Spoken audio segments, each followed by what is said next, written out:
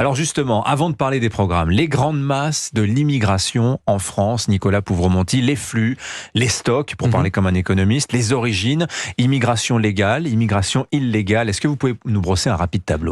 Bien sûr, en tout cas, le fait notable de ces dernières années sur l'ensemble des grandes masses de l'immigration que vous décrivez, c'est un ensemble de records tout à fait inédit sur les principales catégories de flux. Donc c'est vrai à la fois sur l'admission au séjour, sur l'asile, sur l'immigration clandestine.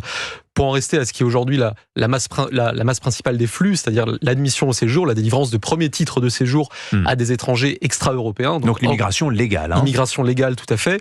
On a eu l'an dernier une année record avec plus de 320 000 premiers titres de séjour qui ont été délivrés.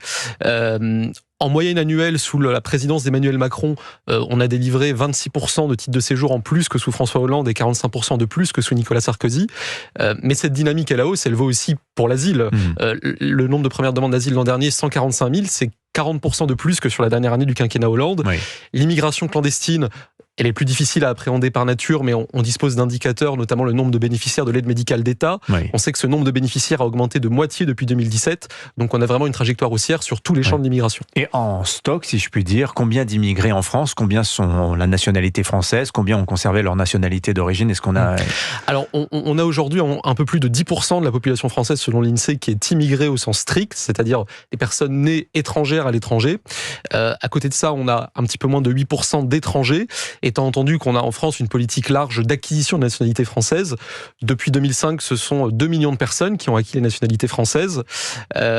Si on regarde les stocks de titres de séjour en cours de validité, qui ne concernent pas tous les immigrés, qui concernent notamment les immigrés extra-européens, on voit que ce stock aujourd'hui, il est supérieur de 30% à ce qu'il était en 2017, 50% à ce qu'il était en 2012 et 70% à ce qu'il était en 2007. Donc c'est presque un doublement depuis 2016. Absolument, absolument. C'est le résultat de ces records sur les flux qui se consolident dans les stocks. Alors,